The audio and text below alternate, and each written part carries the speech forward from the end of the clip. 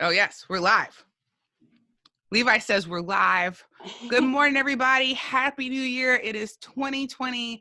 I am Eve Mayer of fasting.fyi, and I am about to do something amazing, which is not eat food for 3 days. Aren't you excited, everybody? Get excited about that. So to coach me through this, I have Megan Ramos, who is Dr. Jason Fung's partner in crime and the fabulous owners and founders of thefastingmethod.com.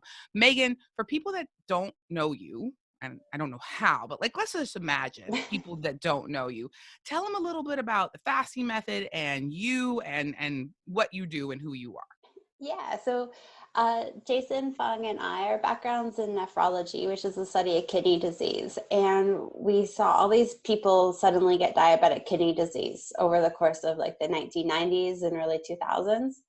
And we thought, well, why is type 2 diabetes such an epidemic? And at the same time, I was seeing these patients die, and I thought, oh shoot, like I've got to get my own health together. Like diabetes runs in my family, and obesity runs in my family, and I started doing everything right, which led to obesity and diabetes, like quote unquote right, like following the Canadian Food Guide, working out with the trainer, tracking my calories, and that just led me to everything I was trying to prevent. So Jason had gotten really interested in low carb diets, and then a discussion with a friend led him to think about fasting for more than spiritual reasons. And he convinced me to try fasting. And I mean, in 6 months, I lost all the weight. I reversed my diabetes. And I had other metabolic conditions like fatty liver and PCOS go away too. And our colleagues and the patients that I worked with in the nephrology research department were all inspired and wanted to give it a try. So we started working with our patients for fasting and on diet. And then Jason wrote a book, like the obesity code book and the diabetes code. And they gained a lot of international attention. People started reaching out to us from all over. How can we come to your clinic in Toronto? We're a 2-man operation and going super crazy. So we created an online program. This way we could help you wherever you are, and you don't need to come to Toronto. And so we teach you fasting skills and eating strategies to help you regain control of your health, come off your medications, and really live your life to the fullest. So we have an online educational program, and if you want a bit more help, we have a personalized coaching program too, where you can work one-on-one with some of our amazing coaches to customize a fasting and dietary plan that works for you. Thank you, Megan. So check her out. It's Megan Ramos, and you can check them out at thefastingmethod.com. There's all kind of free information. And like she said, if you need more support, that's available as well. So check it out. My name is Eve Mayer, and I have fastinglane.com. And it's basically a site with free information, a blog, a podcast about eating low carb and intermittent and extended fasting. I am not a nephrologist. I am not a doctor. I am just a person who struggled for 24 years with obesity. I tried every workout method, every diet, therapy, hypnosis, reduction in calories, hiring trainers, 3 bariatric surgeries, peaked at 300 pounds, was hungry every moment of my life, all the time, and tried to follow, keeping my metabolism going, eating 8 to 10 times a day, making sure I got those carbs in, and really struggled taking 6 daily medications, lots of health issues, and was able to reverse pretty much all of that with a low carb and intermittent fasting. So the obesity code really changed my life. And Megan and Jason were kind enough to partner with me to write a book called Life in the Fasting Lane. So please check it out, Life in the Fasting Lane. You can go to fastinglane.com. There's links to the book. You can go to Amazon and search for Life in the Fasting Lane. But I was really excited that Megan and Jason partnered with me, and we were able to create a book that really talks about the emotional and lifestyle side of this, because it's such a brain just mess, right? To wrap your head around how you improve your health. If you've been obsessed with food, how do you lessen how often you eat? And these people have the medical and research experience over so many years. And we're just seeing fasting, I think, really break through in the mainstream now with, news on NBC a couple of nights ago and people talking about it commonly. When I discovered fasting 2 years ago, I just thought it was absolute crap and like just didn't make sense and I was going to die and it was stupid. And I basically started fasting to prove Megan and Jason wrong. That did not go the way I thought it did. So, like I said, I peaked at 300 pounds, was hungry at all the time. And now for 2 years, because of low carb and fasting, I have been healthier. I have maintained a weight between the 180s and 190s. I'm on no daily medications and I feel pretty darn fantastic. So one of the things I did last year with Megan was we did a 10-day fast where Megan coached me through it, and it was very popular and a lot of people watched it. And so you can check that out. You can watch all the videos from every single day at fasting.fyi/TEN. That's fasting.fyi/TEN. So people said, Eve, Megan, come back and dazzle us again. Do another 10-day fast. Do a 14-day fast. Do a 7-day fast. Eve, you're so good at it. Okay, they didn't say the last part, but they did say the rest of it. And I was like, guys, that's so kind. And no, I don't want to. So what we're doing instead is a 3-day fast. And today is our first day. I stopped eating last night at 7 o'clock. I didn't end up going to the party I wanted to go to because I had a bit of a cough and I thought that'd be a bit rude. So I stopped eating on December 31st at 7 p.m. Central Time, which means I will eat again on January 3rd at 7 p.m. Central Time. And each day, Megan and I will be here and talk about what is happening, answer questions, have the good, the bad, and the ugly. So I just want to talk to you and start with this. I'm doing a 3-day fast. I've done a 10-day fast. I've done an 11-day fast. I've done a couple of 3-day fasts. And for the most part, for almost 2 years now, I regularly fast where I don't eat breakfast. I eat lunch and dinner. So I'm pretty practiced at fasting. Still not the best at it, but pretty practiced at it. And what I learned from Megan is that fasting is something you build up over time. So for those of you that are brand new and joining us and have never skipped a meal, man, don't fast for 3 days. Just watch and like maybe skip one meal and learn about it. Let's ask Megan. Megan, how does a person decide how long their fast should be? So I think a good place to start is just waking up one day and deciding you're going to be mindful of your hunger. Most people, they wake up and they automatically go and grab breakfast, but have your coffee, have your tea, and think, am I really hungry or am I just eating out of habit? And a lot of people just eat out of habit. They don't actually listen to their body and are mindful of what their body wants. So when I work with someone who's brand new to fasting and is kind of leery about it, like Eve said, she thought it was crazy at the start. And we see people like that all of the time, but their doctors or family members are encouraging them to try to fast, and they're hopeful to get off their medication and to get control of their health. So actually just listening to your body instead of saying, oh, it's 12 o'clock, I need to eat lunch. Am I actually hungry? If I have a glass of water or a glass of soup broth, do I think I can push it longer? And then when you start to feel a little bit woozy is when you should eat. So I encourage people just to test it out for one day with the intention that if you don't eat all day, that's okay, but you're going to listen to your body and you're going to wait and see until you feel woozy. And sometimes for people that's 18 hours. For me, my first day, that was 18 hours. Other people, still at dinner time, they're saying, hey, this isn't bad. I'm still not feeling very hungry and my energy is good. And they can even go fasting until the next day. So take a day and just actually be mindful. Am I eating because it's 7 a.m. and I just woke up? Or am I eating because my body feels like it needs some fuel, some food energy to get me through the next few hours? I think people will really be surprised. When we work with someone new, we always encourage them to try to aim for 18 to 24 hours one day to push them a little bit out of their comfort zone too. And just to sort of see, okay, is it 18 hours? Is it 24 hours? What works best? But if you're following along with us and it's, your very first time trying fasting and you're looking forward to doing it with some friends like Eve and myself and the rest of the Obesity Co network, you can simply just skip snacking. because snacking is just like the most detrimental thing that does us in over the holidays. Especially we show up at our relatives home and we start eating at 2 and we're eating all the way until 10 o'clock at night with a big feast somewhere in the middle. So even if you're brand new to fasting and the next 3 days you're feeling a little bit leery about, skipping breakfast and maybe skipping lunch, then just try to cut out the snacks. And that's actually very challenging for people too, especially in today's day and age when we're so busy and running around, and we've got all these things to juggle: kids and grandkids and careers and home life and personal life, and we end up grazing rather than eating meals. So just going back to the basics, having 2 or 3 meals a day and cutting out snacks in between.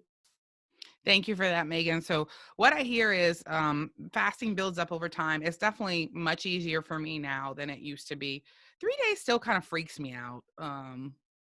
Anything more than like one day kind of freaks me out. I don't do it that much. I find I've been able to maintain my weight loss, and like my original goal was 195 pounds, which sounded amazing to me. And I've stayed between 185 and 195 for a while now, which I've never maintained my weight in my life. So I'm finally starting to let go of the fear that I'm going to be fat again. I'm like, okay, I'm not. I know the answer now. Everything else before failed me, and I got it. So if you have had many, many decades of trying to get healthier and you failed, open your mind to the possibility that this might be something to look at. I don't know if it's the answer for you. I don't know if it's the right fit for you. I don't know if you're a vegetarian or a meat eater, and I'm not judging you for any of that. Only you can make this decision of what's right for you. But I do think going to the fastingmethod.com, reading about fasting, understanding how it affects health, and giving it a shot, it costs no money. So like I'm all about it. Anybody who wants to try it can, and it might help your health, and you can decide if it's right for you. All right. A lot of people are asking, Eve, what are you going to have during a fast? Number one, I'm going to have lots of water. I don't really like drinking water. I know I'm supposed to because it like keeps you alive, but I'm gonna drink it. I got, let's see, I got this big hydro flask for because my daughter told me this is cool, and she has one and takes it to school. So I got that, and it's giant, and I like the top without the straw, so I got that for Christmas. So it's actually been pretty helpful, and I've been drinking that. So some people say like, should you have water during a fast? And yes, you should absolutely have water. So Megan, can you talk a little bit about like how much water does a person need during a fast? How do they adjust it? What do they do? Yeah, so I think people come to me all of the time and say, okay, I'm a female, I'm this age, my waist is this much, these are my health conditions. Now tell me I need to drink 112.246 ounces of water. And unfortunately, that's not how it works. I'm 5'3". My husband's like 6'3", and I probably drink twice as much in terms of water than him every day, and that's because I need it because I feel thirsty. You should always drink when you feel thirsty. The problem with so many people that have metabolic issues is that in the past when we felt thirsty, we've eaten, and we've often mistake thirst for hunger.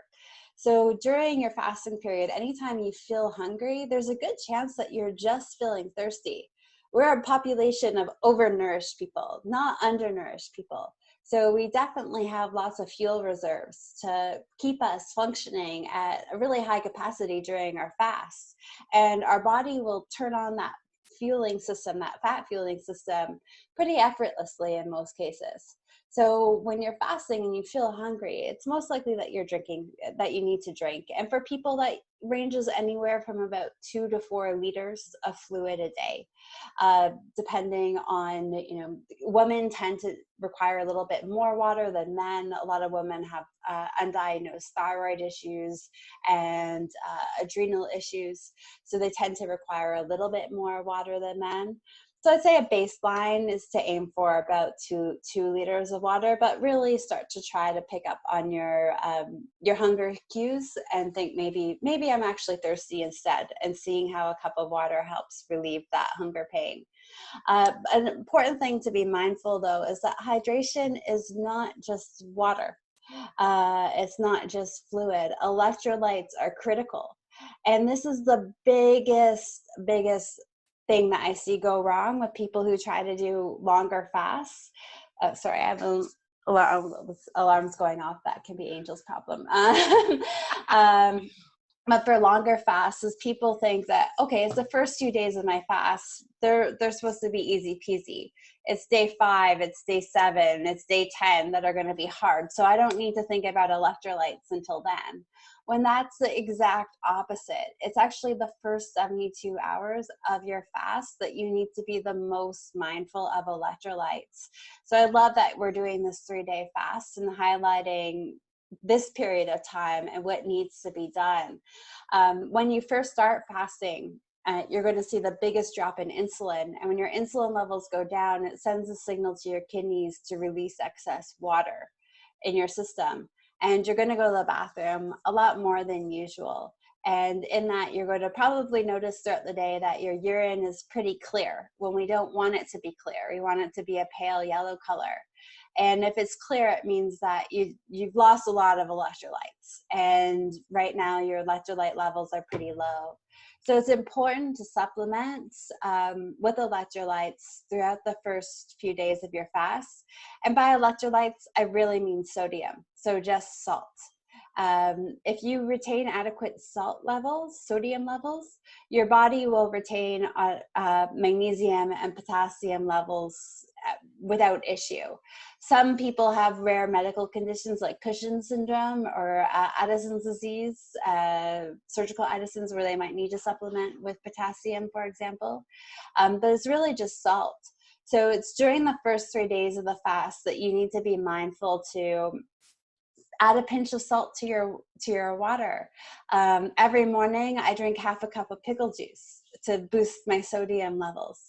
So you could do pickle juice. And I know in Canada, most of our pickle juice is sugar-free. I know in the US, it's a different story, but trying to find sugar-free pickle juice, or even on our website, we have a recipe to make some homemade pickle juice without sugar, or you could have broth.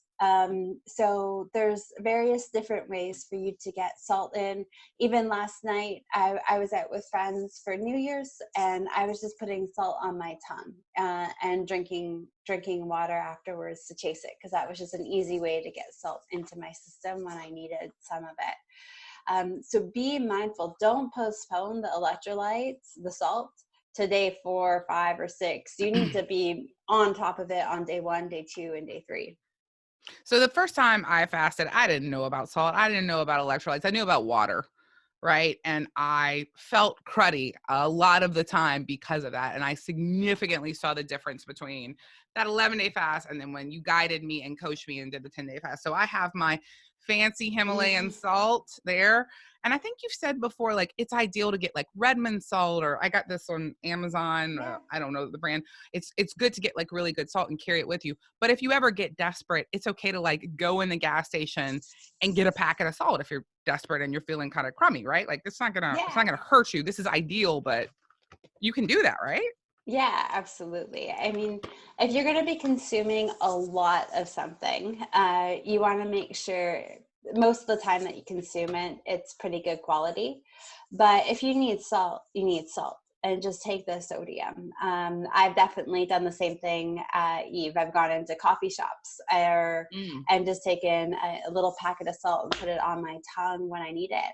People don't realize how important it is. Like, our current standard daily recommendation for sodium is around 2,200 milligrams roughly a day. And throughout human history, like, we have gone to war over salt when salt was scarce. That's how critical it's been for our survival. And most societies, they took somewhere between 4,000 and 6,000 milligrams of sodium a day.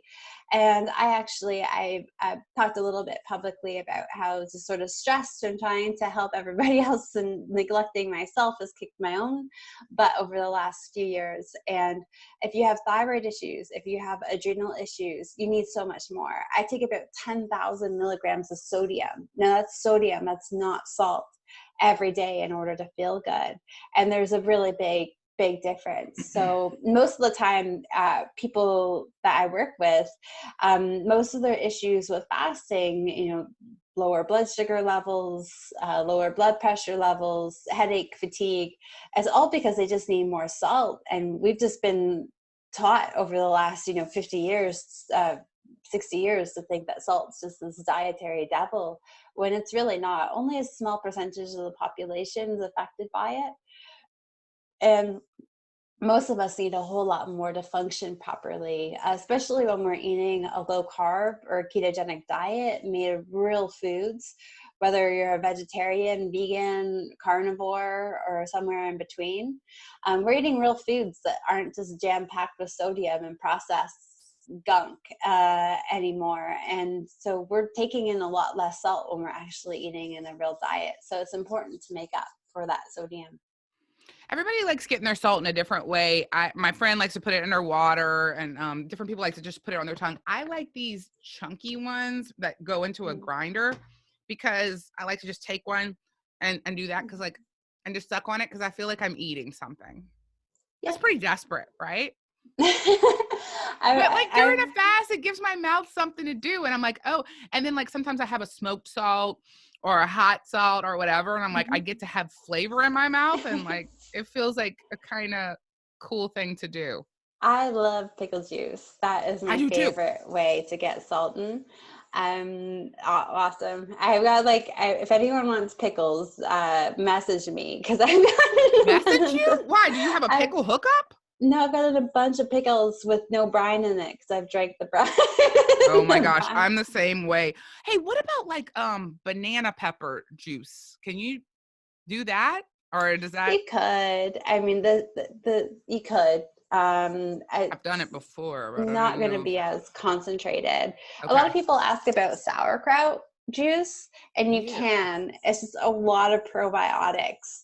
Like Oh, 1 tablespoon of sauerkraut juice is like a yeah. trillion probiotics, and like the highest What? probiotic supplement you'll ever find is like 500 million.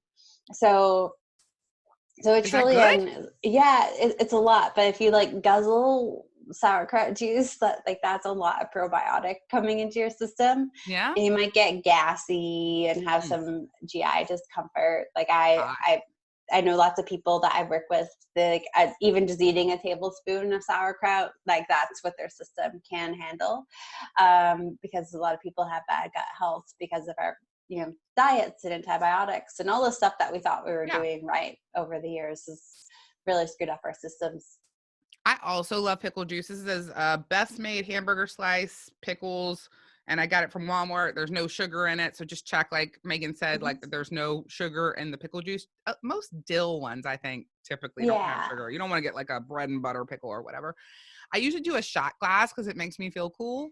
And sometimes I do like a little salt rim on it, like I'm having a margarita. And so that's awesome. So you can definitely do this when you're fasting. It helps me too. It's Megan's drink of choice, right? So you can put salt around it or whatever. Megan, what about this is Keto Chow fasting drops, which I got at Low Carb Houston, and I've used a couple times. What do you? I don't They're think there's awesome. additive. There's no additives. There's no stevia. Is something like this good? They're awesome. And so everyone knows I'm not affiliated with these people. I do know them. They're a really nice family run business, and they've got a really positive mission. And they created this electrolyte solution and then said, hey, can you share it with your followers? And I said, no, because it was really high in potassium, and Oh, most okay. people have high potassium. And they said, well, what can we make then that you'll share? And I said, make something good, make something without potassium. I don't know why Okay. everyone thinks that they need potassium. Your bodies do a really good job, and most of people actually have too much potassium. So, so I said, make something without potassium, make something that's high in sodium, and make something like a lot of these electrolyte supplements. In order to get enough sodium, you have to drink the whole thing. And then you'd have like a toxic dosage of potassium that you're taking in. So a few weeks later, the founder emailed me, and he asked me for my mailing address. And like I said, they're friends. I met them on the conference circuit many times. So I sent him my mailing address, and then I get this massive box full of these fasting drops that are like perfect. So, we're not financially related to them in any way, our business or personally. It's a really great product. I am just a pickle fiend, so I I love like pickles pickle too. juice. The other day when we didn't have any pickle juice and it was like Christmas and everything was closed up here, I broke out my fasting drops. Fasting drops are also, they're really great. A lot less hassle taking them when you travel. So while I'm at home, I'll definitely gravitate towards the pickle juice. But if I'm on the road, like if I've got a presentation in the city all day, if I have to fly out to Minneapolis, if I'm in Texas for a week, I always bring the Keto Chow fasting drops. So it's a really great choice. And you can actually squeeze it into broth or squeeze it into tea or to coffee. And that helps enhance the flavor of it as well. Okay, perfect. So if you guys want to check that out, it's Keto Chow, CHOW.XYZ. You can look that up on their site. I also like the pickle juice because it feels like a little drink. It feels like a little treat. I get some taste, so that's exciting. Um, the ideal situation for bone broth is for you to make it yourself with the right kind of bones. But dude, I am lazy and I've done it a few times. If you would like to do that, we actually have a really great recipe at fastinglane.com for bone broth. I go to the Dallas Farmers Market. I've bought lots of stuff in the store and it's so bad, man. It just tastes, even the frozen stuff like at Whole Foods, I don't like it. Have you tried Kettle and Fire? They're actually Oh no, pretty I good. haven't. But I heard that's like if you're gonna buy store-bought, Kettle and Fire is the best. Where can you get that? Yeah. So you can get like in the US, you can order straight from their website, but you can pick Okay. it up at Whole Foods. Bone broth is like so good for you, whatever stage of life you are, and especially for healing your gut. And if you took antibiotics as a kid or an adult, if Mm-hmm. you were sick a lot, like your gut is in rough shape. So we always try, Eve, to make our broth at home, and we'll save leftover chicken bones. But even recently, like I don't have that much broth left. I forgot to order chicken bones on my last grocery order, so I ordered Kettle of Fire chicken broth for myself. But when we were in the U.S. for U.S. Thanksgiving, and bone broth is so important. Like we landed and we went to Whole Foods and I bought broth because it's so important in my daily routine. And I would take it on eating days. I don't take it on fasting days. I'll take pickle juice, keto chow drops, and just like plain salt on my tongue or in water. Um, and I take it on my eating days, and it's actually really good. And again, we're not financially related to them in any way. They just make a good product. So I'm always happy to recommend companies that make a good product. And they actually have a ton of flavors now. In Canada, we can only get beef and chicken, I think. Don't quote me on that. But in the US, there's all kinds. Like when I was at Whole Foods with my husband, I was like, holy cow, like there's this like huge shelf full of all different flavors. Yeah. Which are Well, cool. Levi is going to put a link in there he's doing our comments right now and he'll put a link about Kettle and Fire. This is a bone broth I get in Dallas at the farmers market. You really can't see that. But the reason I get it is because it's homemade. It's like all organic. It's amazing. And it's just so interesting. I had never heard of bone broth till you. And like when you open it up, if you get like homemade bone broth, like just be aware if it's cold, like tons of fat is gonna pour out. It might really freak you out at first, but when you're fasting, it's pretty delicious and pretty satiating. So you heard Megan say when she fasts, she just does water and salt, and I think you said tea, right? And sometimes fasting drops. Mhm. And a lot of people ask, well, is it really fasting if you do this? And is it really fasting if you do that? So there is a spectrum of how you can fast. You can fast with water and salt only. Or you can use fasting aids like pickle juice, bone broth, tea, coffee. If you have coffee, it's ideal to drink it black. But if you're like me and you need a little bit of cream, I do half and half, 1 teaspoon in a cup of coffee. And I think you can do that like 3 times a day. And some people will say, well, that's not fasting. And that's okay if they'd like to say that. For me, I've had a lot of success improving my health and losing weight by using these fasting aids. And Megan has taught me that the ideal situation is to use these at first and eventually stop. Well, I'm 2 years in and I'm a slow learner and I still use these. And for some reason, when I think about fasting without it, it seems undoable for me. So all I'm saying is, if you can do water and salt, that's awesome. You should do that. And if you need some aids to help you for a period of time, I think that's okay. Am I on the right track with all that, Megan? Absolutely. And again, it really sort of depends on your goals. If someone is fasting for a life or death situation, like stage 4 colorectal cancer, then okay, we try to take a pretty aggressive approach. But when Jason and I first started IDM, a lot of our colleagues were, or when we first started the fasting method, we used to be called Intensive Dietary Management Program. Our colleagues were like really nervous about us fasting these older diabetic patients. And we said, okay, like it's not just going to be water and salt. They can have broth, they can have tea and coffee, they can add a little bit of cream if they need to. But again, a few teaspoons, because I've learned that a little bit of cream has a very different definition to every individual who likes it. So and I mean, like these people lost over 100 pounds and they didn't have excess skin. They came off of all of their insulin in 2 months. They were off all their diabetic medication in like less than a year. Huge improvements in fatty liver disease. When I first started fasting, I drank so much chicken broth that I was embarrassed like to go to the public bathroom in our clinic because I thought my urine smelled like chicken. I carried like deodorant with me everywhere because I was convinced my body odor smelled like chicken. But that's what I needed to do to strengthen my fasting muscle, right? And like, if you think of water and salt only fasting, like that's the Olympics. And okay, like 10 years into this lifestyle, I can make it there. Sure. But like you got to start off on house league, when it comes to playing sports in your local region for beginners. And, sometimes that might mean you have to embrace the broth and embrace lots of pickle juice. I still fast with pickle juice because like, I'll do 24 hours. I'll have some pickle juice in between. I'm still getting a decent amount of autophagy during that period of time as well. So, it just sort of really depends on your goals, but most people do well with the training wheels. All right. So just to review, you do water and salt. You could choose to have coffee. This is just some French roast K-cup from Walmart. Tea. Anything we should know about tea? This is like a sleepy time.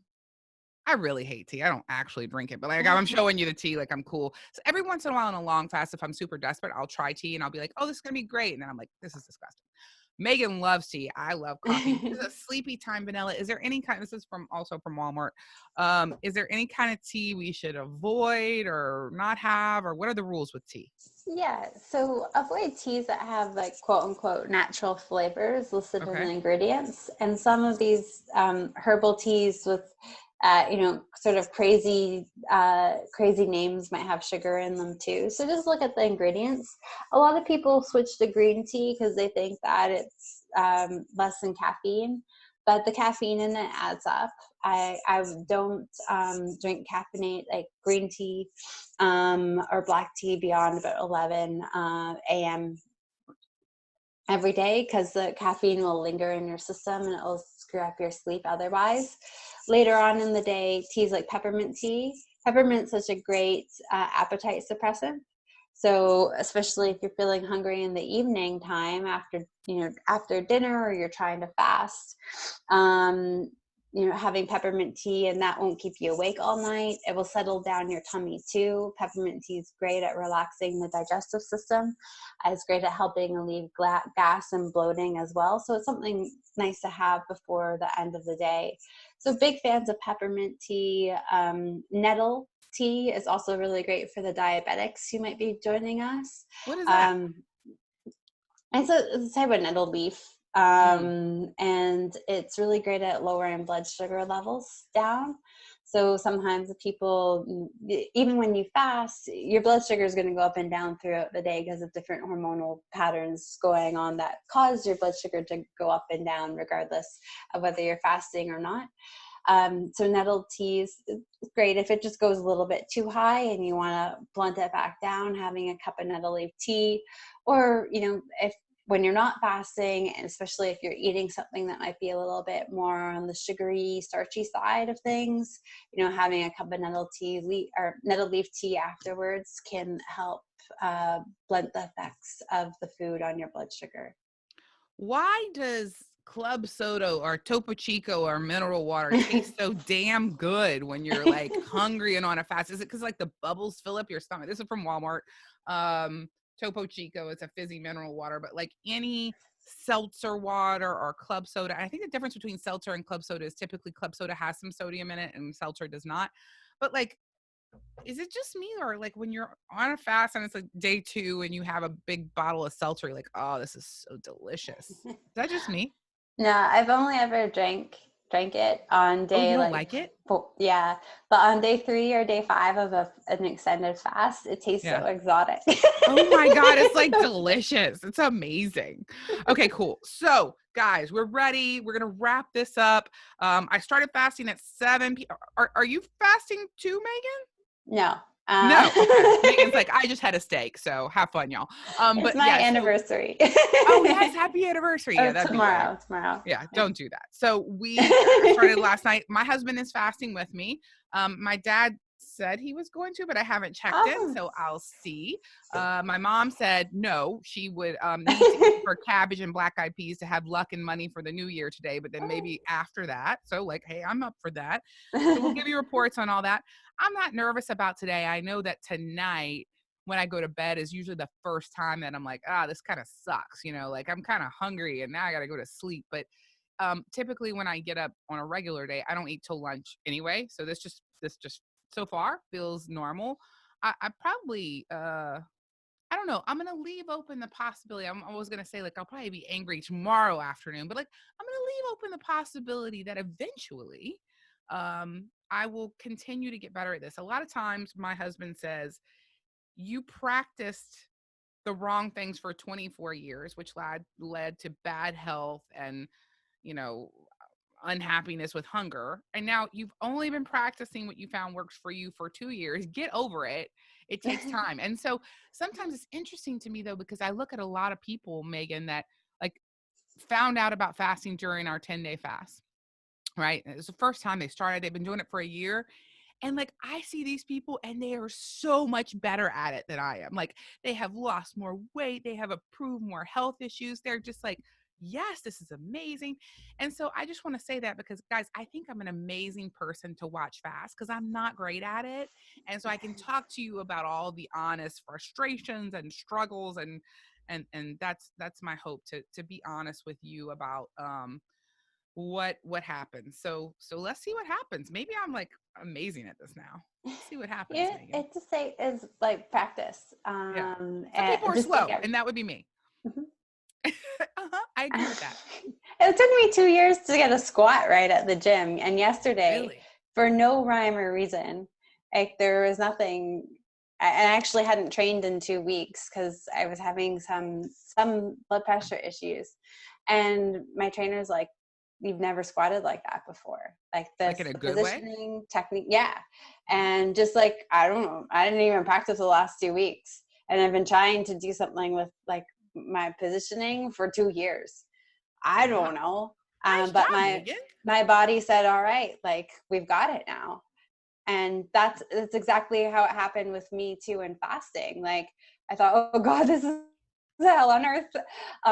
But then one day I was like, oh, this isn't bad. Like my body What got you. day was that? How long? Like, I'm just curious. How long for you was it? About 6 weeks. But like I God was damn like it, Megan. That's not helpful. I was banging out like trying to do 36 hours 3 times a week at that point.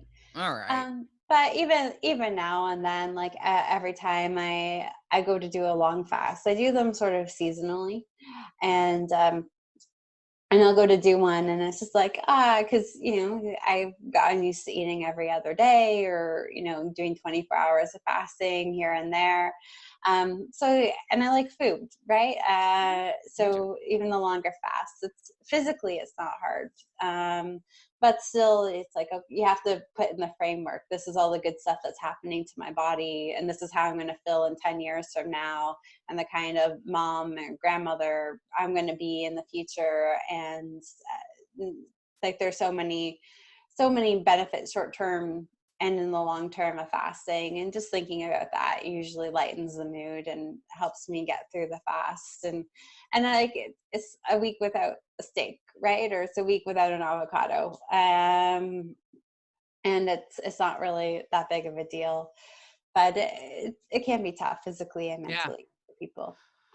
Well, Megan, thank you so much. You and I will be back in the Obesity Code Facebook group live tomorrow at 8 a.m. Central Yeah. Time, having a discussion about what happened, how did I do, how did it feel. We're going to talk tomorrow about working out while being fasted. We're going to talk about autophagy and anything else that you guys send as a question. Everybody, thank you so much for being here today. Please check out Megan's site at thefastingmethod.com. Please check out my site at fastinglane.com. If you think we're fabulous, go to Amazon and pre-order our book, Life in the Fasting Lane. It's good stuff. It's honest. It's based on a lot of research and medicine. And send us questions if we can help you, and let us know what we can answer. Megan, any closing thoughts for today? Oh, be mindful of yourself. Don't wait until you feel like garbage. Take it now. Take it every couple of hours throughout the day. Because once you feel like garbage, it's going to take, even when if you have the salt, you have the broth or the pickle juice or what the fasting drops, it's going to take 2 or 3 hours before you feel well again. So don't wait till you feel miserable. Take it in advance, even if it's day one. That's the most important day. All right. Thank you, Megan, so much. And everybody, to your health and hotness, and have a fantastic day. And we'll see you tomorrow. Bye. Happy fasting.